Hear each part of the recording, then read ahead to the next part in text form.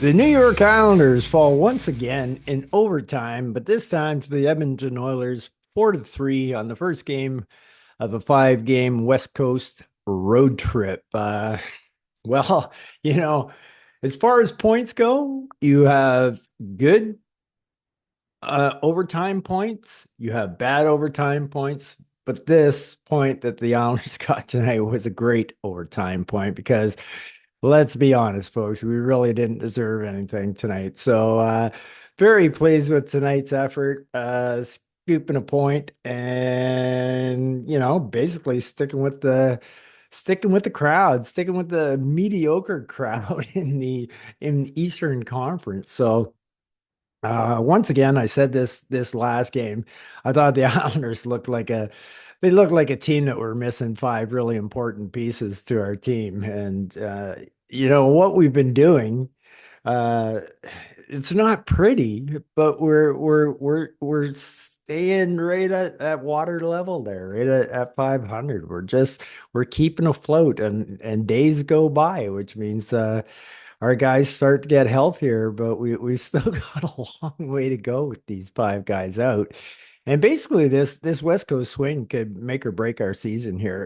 And I was starting to think that as I was pretty sure we weren't getting a point in this game.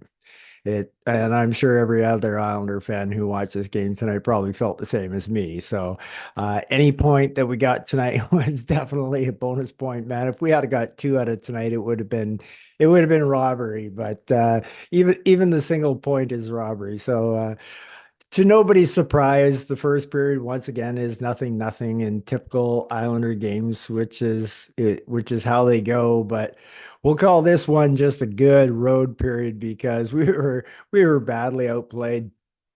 The word of the game for the Islanders is turnovers. I've never seen anything like it, man. It's just horrible. There were so many turnovers in this game that as I go into talking about the players, I'll have probably forgotten ones that they made and say, oh well, they had an okay game. When in reality, I've just forgotten about your turnovers. But there was so many, and by so many different people that it's just so hard to remember. And like some of them were like serious doozies, man. Like George is there. We saw a little rookie wart there, but that's what you live with. And then you've got Ilya who stops Connor McDavid not once but twice on a breakaway. And what a way, the kid probably feels like crap, but man, to have a guy like Ilya there to make him not feel like a whole 100% crap because we got scored on. It was good to see, but man, for Isaiah George, I'll just put it up to a rookie. Rookie. This is what happens with rookies when they come into the league. The rest guys, they don't quite have the same excuse. So anyway, somehow we escaped the first period, nothing, nothing. And the only reason we're nothing, nothing is because of Sorokin.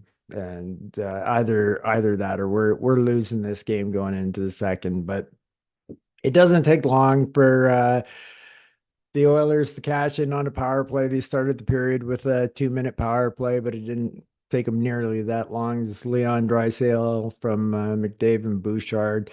It's just, with these guys, you can only contain them. You can't stop them. If they're in the mood to play hockey that night, yeah, you're just.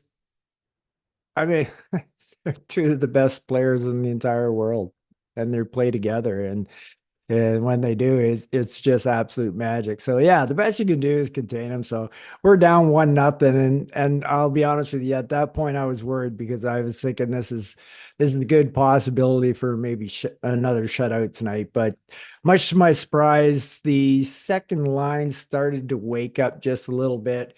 And actually, they score a beautiful opening goal from Palmieri getting his seventh of the year. This guy's on over 40 goal, or he's on a 40 goal pace right now for the Islanders. He's having a great season. Not his best game tonight. I'll talk about that later, but Yeah, I mean, what more can you ask out of Palms? And the pass by Siplikov on that division was just amazing. I mean, everything about that play had to be perfect. Brock made a nice play, breaking it up and getting the puck to Siplikov, and then Siplikov's vision on that was amazing. So it's 1-0. At that point, I'm hoping for a 1-1 tie for the rest of the game because I'm just still not seeing a lot of the Islanders. I mean, I saw a little bit more in the second period, but the turnovers just continued. Like Matt Martin and Casey Cizikas and oh,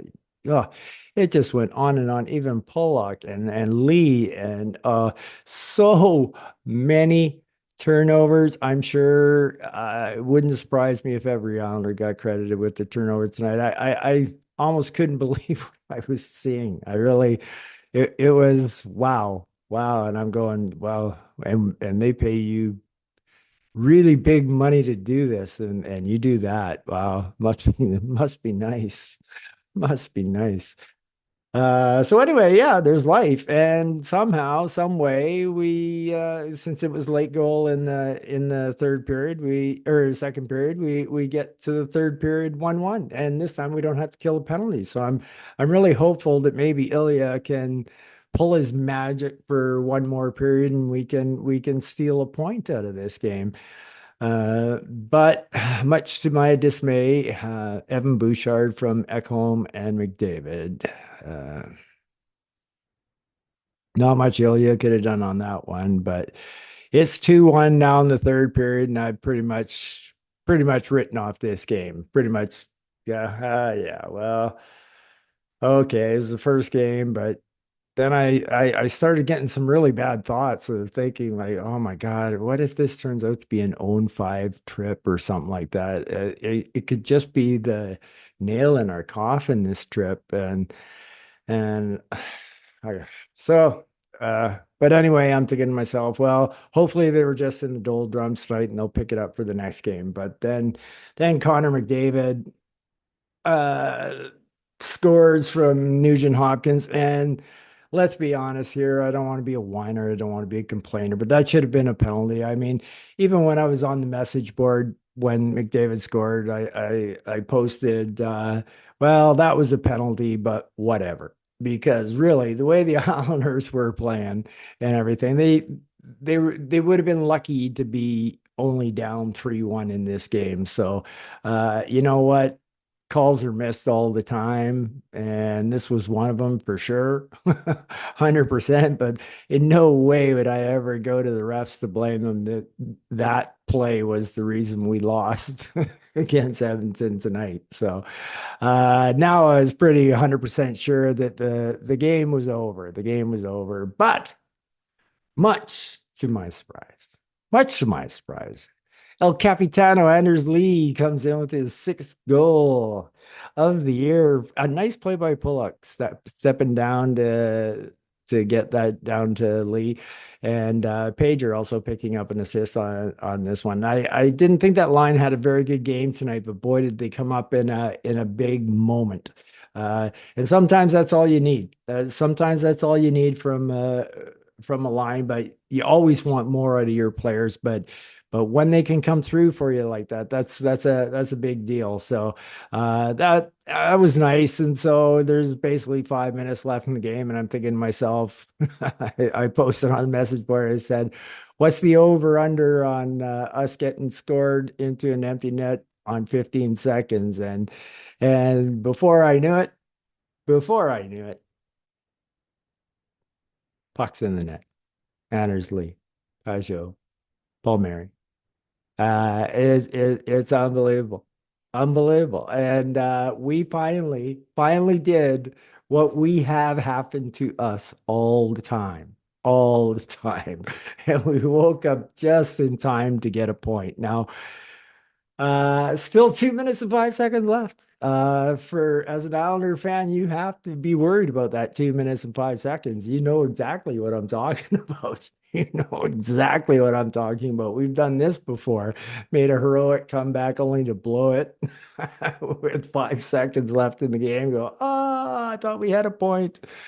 So Anyway, you're going into overtime as an Islander fan, pretty happy.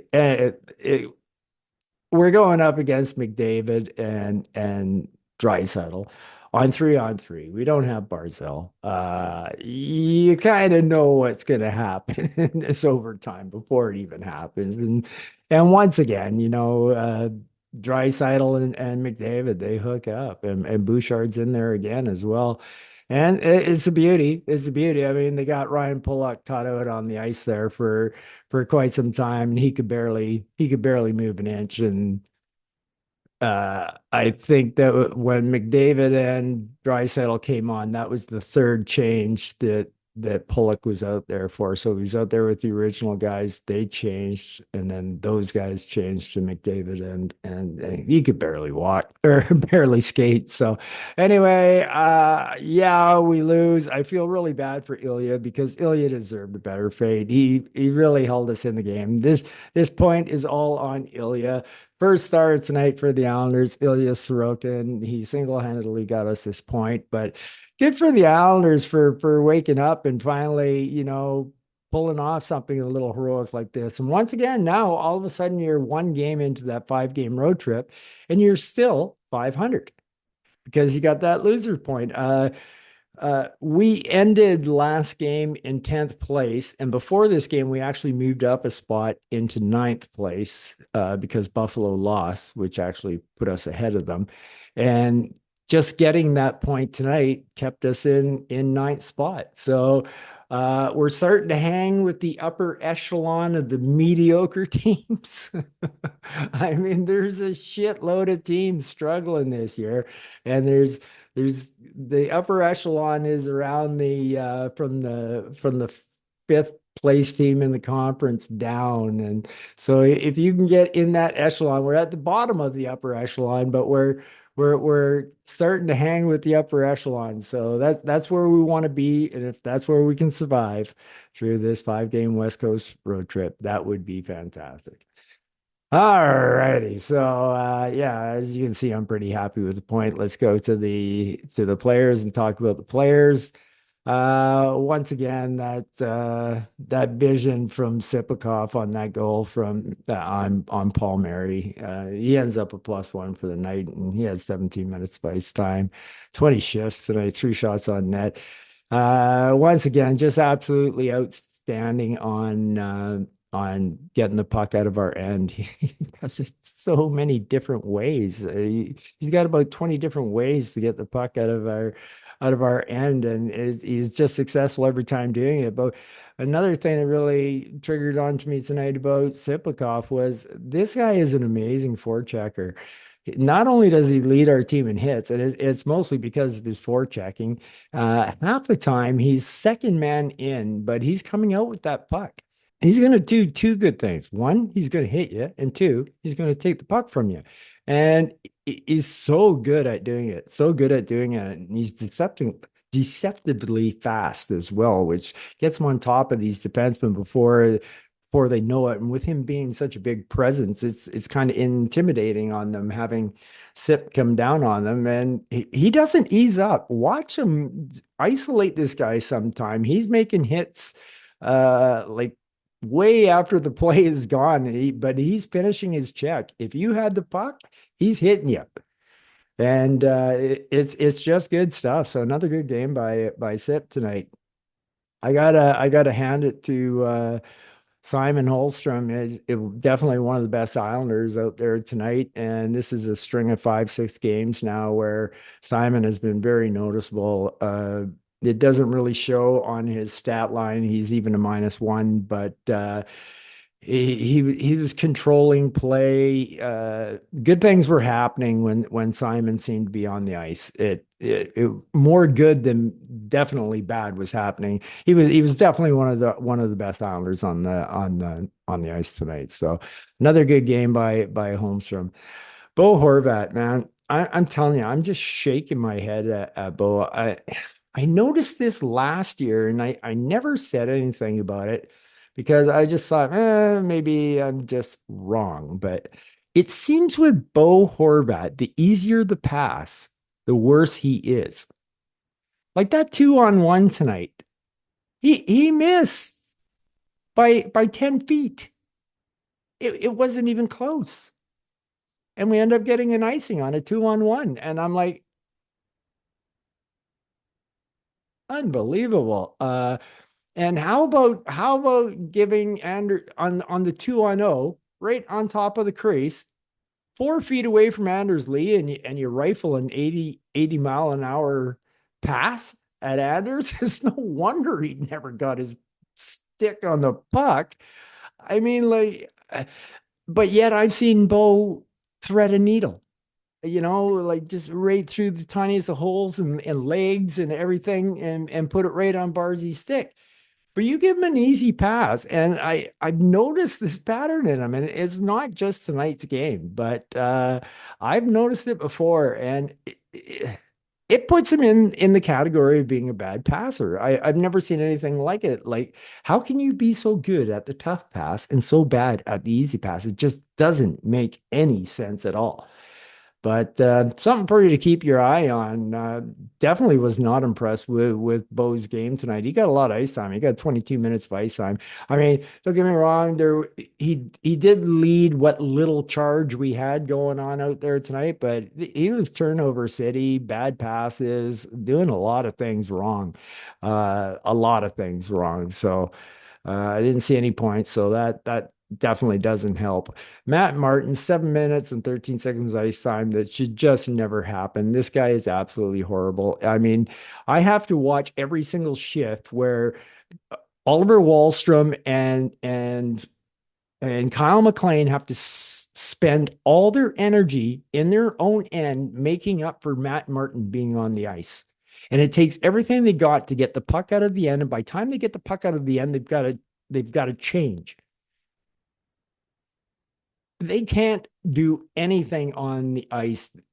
Martin is such an anchor right now. Like, I looked at what was going on out there tonight, and I said, what can you do? You're losing five guys, but there's still things you can do. Like, I don't like the setup of this lineup right now. And I know Lou's got something to do with this, with Martin playing, because I really don't think Waugh would be playing him. This is what you have to do right now to get through this. Is you need to put Martin on the bench. Cizikas back on the fourth line, because I'll talk about Cizikas later, but he's been absolutely horrible as well.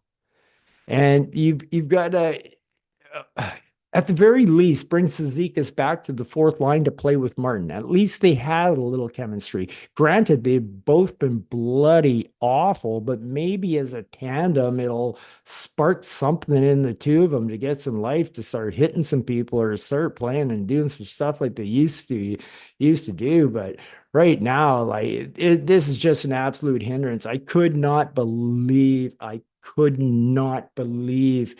that when we tied the game 1-1, and I was, believe it or not, actually at that point hoping for a 1-1 final, that we then immediately put Martin on the ice. And I'm going, oh my God, oh my God. And I said, we're going to give it right back on this very shift. I said, please, no, no, no, no, no. But luckily, we just got hemmed in. So I mean, that's all we ever do with Martin on the ice, is get hemmed in. There was one opportunity, he had an easy out, yet he fumbled the puck, and then we got hemmed in for 40 seconds. And there's just so many. There's just nothing good. He made one nice pass tonight. That's all I can think of that he did of any good. But having him on the ice hurts us so bad, so bad. Pierre Engvall, pleasantly surprised. Pleasantly surprised. It's a sad state of affairs for the Islanders when Pierre Engvall is one of the best Islanders on the ice tonight. Now, once again, I always seem to have to preface this by saying that doesn't mean he had a great game like to other player standards. I'm only judging Pierre Engvall on Pierre Engvall's abilities and what he can do. The rest is not his fault.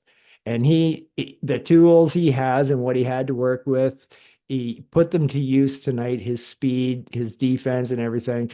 And I do believe, let me just do a double check here. Yes, yes. Patrick saw the same thing as me. I saw you got a shift with I can't remember who the two good forwards were, but you got one shift. put out there. He got almost 16 minutes of ice time, and it was earned. It was earned. He was one of the best Islanders on the ice tonight. Now, nothing spectacular. It's like nothing to write home to mom about, but he was. I can't knock his effort for what he's been doing for the last 5, 6 games. So, great job, Pierre. Really, really good job. Kyle Palmieri, he's just doing the old kind of veteran thing where like he's not seen for a while doing anything, and then all of a sudden out of the blue, though, when he's getting his chances, he takes them. Like as great a play as Max Sipikoff made on that pass to Palmieri. Palms had to be absolutely perfect on that shot. He one timed it. He didn't shoot at the goaltender. It was right beside the post, even though there was still more room to get in there. But it had to be a perfect shot, and you couldn't hold on to it, or that was going to get saved. So Palms always seems to wake up at the right time, and he's definitely been one of the best Islanders all season long. Even though he didn't have the greatest game, even though I thought our second line was our best line tonight. Uh, Not that they played fantastic or anything, but of the four lines we put on the ice tonight, the second line was the best line that we had out there. At least they made some things happen. Uh, Oliver Wallstrom, once again, I'll say the same. I already said it. Like, I feel so bad for him. You getting judged like that. Like, it's like playing with 4.5 skaters when Martin's out in the ice there. And it's so hard. You need that extra third person on your line to help out.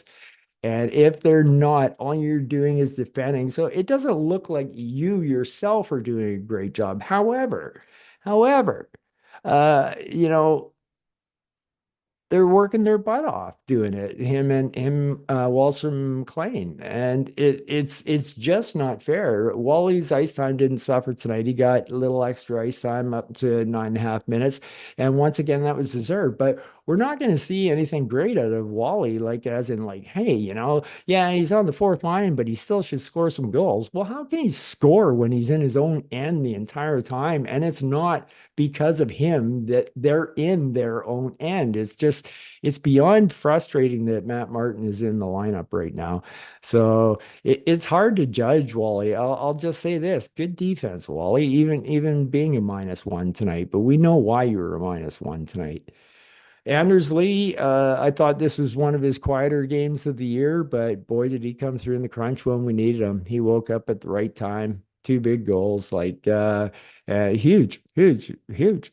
That was a captain leading by example. That was big. That was big. Him and Anders and Ilya are the two reasons we got a point tonight, and it it was really nice to see, like because Anders deserves to be rewarded for the great season that he's having. He's just playing some great hockey. He's on a 40 goal clip right now. So, uh, like I said, nobody on the Islanders really had a good game, but Anders woke up at the right time and the right places for the Islanders tonight for sure. I did think, even though the numbers don't really indicate it, even though Brock did get an assist tonight, but I still thought he looked a little better than he has been looking. So I'm starting to see a little bit of Brock starting to come out of it. Seem to be flying around a little bit more, which is more his style of game when he's really flying out there and dipsy doodling at high speed is when Brock is really at his best. And it looks like he's starting to head in that direction tonight. But like I said, I thought the second line was the best line tonight, but nobody was really great or fantastic. I think I've already beaten a dead horse on the fourth line. So Kyle, once again, you get another pass with me. At the very least, if you're going to have Matt Martin on, on on the roster and in the game, bring Casey back to the fourth line to play with him. I know they've both been awful, but hopefully that chemistry can work and give poor Kyle McLean a chance or Wallstrom, either one of them. Let them go up to the third line. It's not like they're going up to any great talent. They're only going up to Engvall and that. So but it's better than being anchored besides Matt Martin. Give poor Kyle McLean, he deserves it. He works his butt off. Same with Wally. Like, give one of them a break, give him a little bit of a promotion, and play Casey and Matt as little as you possibly can, unless they click some magic together, which is highly doubtful, but you never know. Never say never.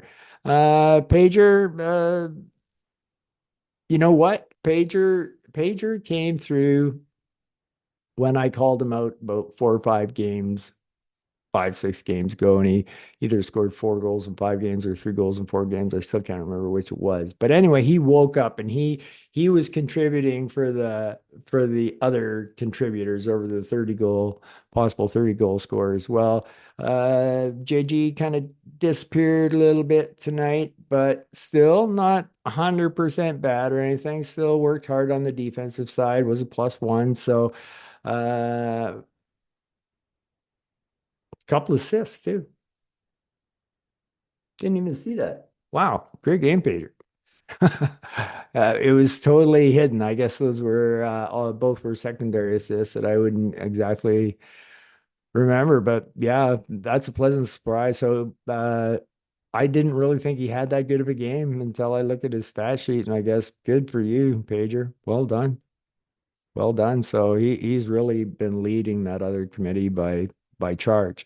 Like I said, even before I knew his stats there, I didn't think he had a bad game. So I've already talked about Casey Cizikas. He got less ice time than he normally gets, down by about a minute and a half, but it needs to be less than that. Uh, I really thought Casey was really going to long surpass Martin and Clutterbuck in time before it was time to leave the Islanders, but I am seeing an incredible drop in play in just this year alone. And it doesn't look good with Casey. I've been talking all year. I kind of been making excuses for him, saying, "Oh, he just hasn't fit in here yet. He's just looking for his place. He's just trying to fit in." Until finally, I'm just coming down to it. I'm going, "No, Casey, you're just playing really, really bad, and you're playing kind of old. It looks like old hockey. It doesn't look like Casey Cizikas hockey. It doesn't look like the buzz saw that was always in there. Check, check, check, check, check, check. I don't see that Casey on the ice anywhere. I see a Casey that keeps giving the puck away. I see the same Casey that's getting hemmed into his end.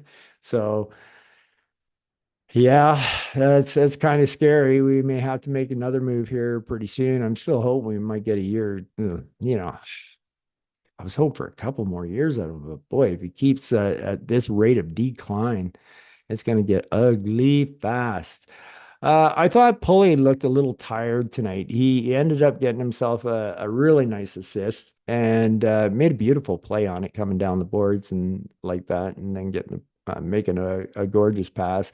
I mean, he even got 3 shots on net. He had 4 blocked shots, but I kind of thought Pulley looked a little tired tonight. He ended up playing 22 minutes of ice time, but I still thought he looked tired. And I think he's getting worn down just a little bit from the amount of ice time that he's getting. So, yeah. Let's see who's next. Noah Dobson, he was okay. He was in the giveaway department as well as anybody. But I did think he was trying to join up the ice and do a few things. So there was that.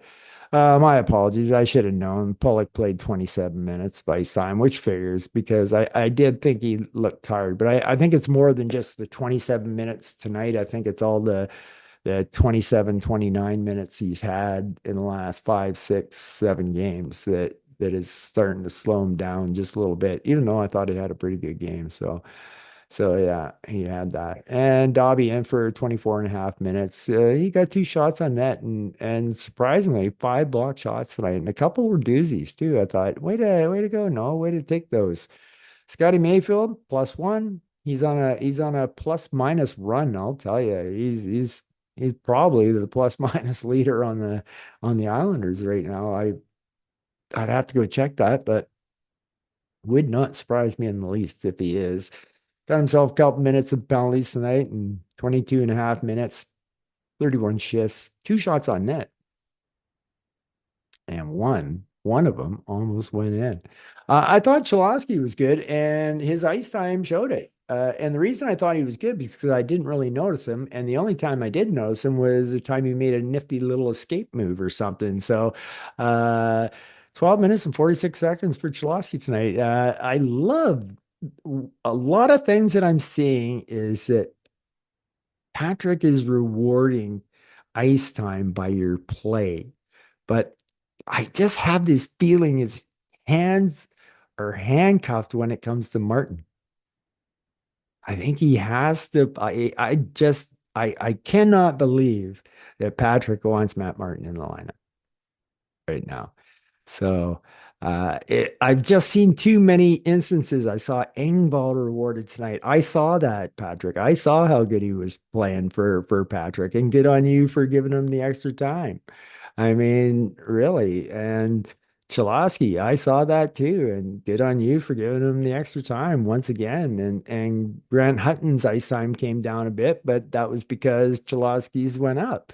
And not that Grant Hutton played bad or anything, but they basically saw it off at 12 and a half minutes each. So good for Cholosky. Not so good for Hutton, but that's okay because Hutton still had a good game and I thought he played very well. And Isaiah George was -1 tonight. His ice time was down tonight, and it probably deserved to be down a little bit. There was some rookie errors going on out there, but I'm not gonna pile on Isaiah because man, he would be on a list of many. But wow, what a giveaway! Could there have been any worse of a giveaway? You give the puck all alone to Connor McDavid on a breakaway. Like there's just nowhere to hide. There's literally nowhere to hide. There's nowhere to go. You just have to, when you leave the ice, just keep going to the dressing room. If he had scored on that one. You probably want to do it even when he didn't score on that one because you know how many people just witnessed what an egregious giveaway you gave. So, but other than that, a pretty good game by Isaiah. I didn't really notice him in the first period and a half, and then after a period and a half, he tried for a coast to coast rush, and it was kind of like the first time that I noticed him on the ice tonight. And I thought, well, that's actually kind of a good thing because that means he's not one of the ones giving all these giveaways that I'm seeing and everything. Because I would remember it if it was him giving the giveaway. And poor Soroki tonight, like 905 save percentage, but man, he had 42 shots against him tonight. Yeah, and a lot of those were high quality shots that he had to make a save on. So just another great game by Ilya. One thing I want to talk about, I remember when all these people went down, and I said one thing Patrick needs to do because we were doing the Varley play one game, Sorokin play another. I said Patrick needs to weaponize Sorokin during this time as our equalizer for losing all these players. And he promptly plays the next three games, and then Sorokin comes in, and then he plays the next two again. And I'm like, perfect, perfect. Patrick's using Sorokin just the way he needs to be used. He is a weapon for us, and Sorokin may be what drags us through until all our injuries come back. As very possible. So he's been playing that well. The old Ilya is back, and it's great to see him. So anyway, I got to wrap that one up here from the West Coast. I know all my East Coast friends are all sleeping away right now, but I'm all pumped up about the Islanders still, and I'm podcasting away. So anyway, when you guys and girls wake up in the morning and see this, I hope you all have a great day. Take care and peace out.